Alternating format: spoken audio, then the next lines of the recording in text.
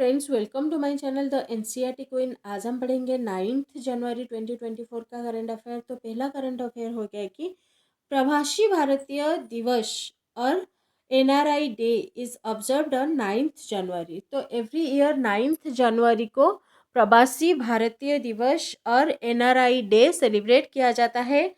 NRI का मतलब है नॉन रेसिडेंट इंडियंस। तो ये क्यों ऑब्जर्व किया जाता है?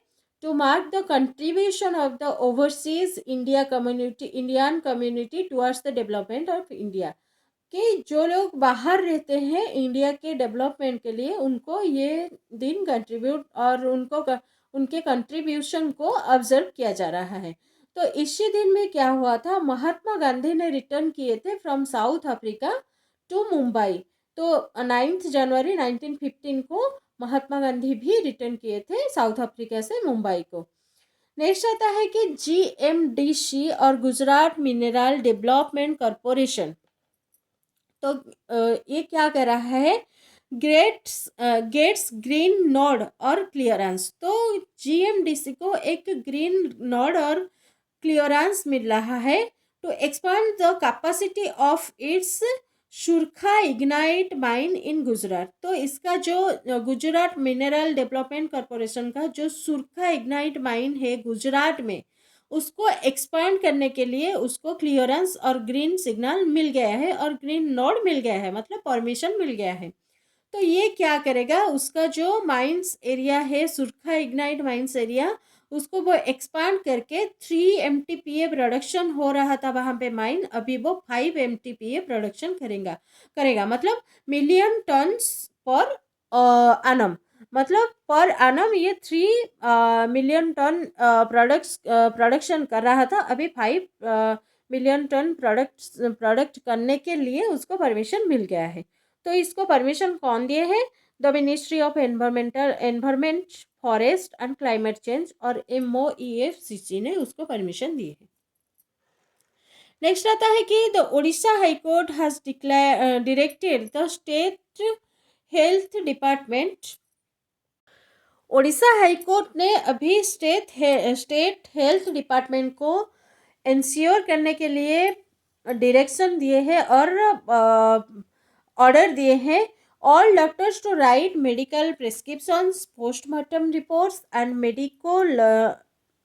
medico legal documents in clear legible handwriting और कैपिटल लेटर। तो अभी उड़ीसा हाईकोर्ट ने ऑर्डर दिया है सभी गवर्नमेंट एंड प्राइवेट हॉस्पिटल्स को कि वो लोग जो मेडिकल प्रेस्क्रिप्शंस देंगे और पोस्टमार्टम रिपोर्ट देंगे और मेडिको लीगल डॉक्यूमेंट देंगे, ये सभी को एक क्लियर फॉर्मेट में और इन कैपिटल लेटर में वो प्रेस्क्राइब करेंगे और रिपोर्ट देंगे। तो ये जो उड़ीसा हाईकोर्ट का चीफ जस्टिस SK पाणिग्राही ने ये डायरेक्ट किए हैं। नेक्स्ट आता है कि 19th edition of the steel fab exhibition हो रहा है, जो कि the largest commercial event of Middle East and North Africa region. तो ये जो 19th addition steel fab exhibition का 19th एडिशन हो रहा है, जो कि एक बड़ा कमर्शियल इवेंट है middle East and North Africa region का। तो कहाँ पे हो रहा है? एक्सपो सेंटर सरजाह में हो रहा है। तो ऑर्गेनाइज कौन कर रहा है उसको? Sharjah chamber of commerce and industry और SCCI उसको ऑर्गेनाइज कर रहे हैं।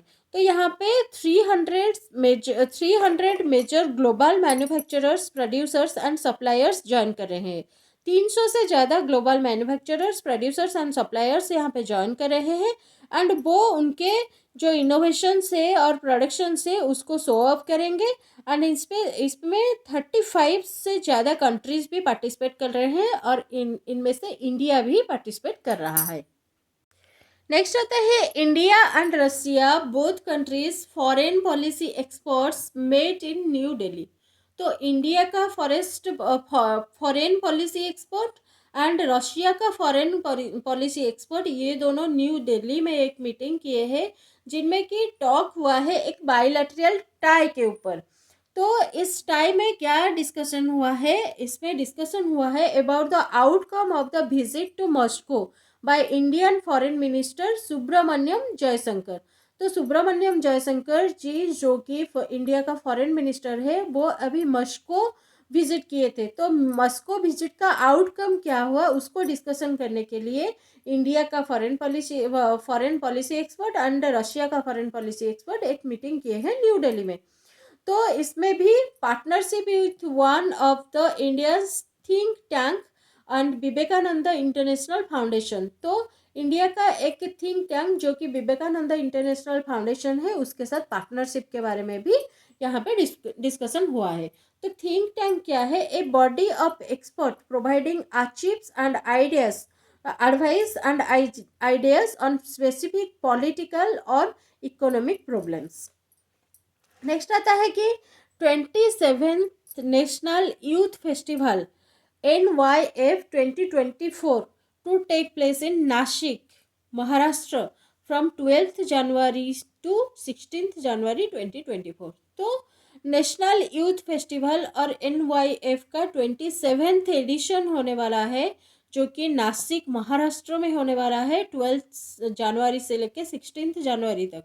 एंड इसका एम क्या है? ये प्रोवाइड करेगा एक platform to the young people to showcase their skill and talent. तो यंग पीपुल और यूथ जो है उनके टैलेंट को शोकेस करने के लिए ये एक चांस देगा। नेक्स्ट आता है कि the all India institute of medical science और एम्स दिल्ली। तो दिल्ली में जो एम्स है उन्होंने वहाँ पे लॉन्च किया गया है इंडिया का पहला स्मार्ट लैब। तो स्मार्ट लैब जो कि AI असिस्टेड और artificial intelligence assisted smart lab है।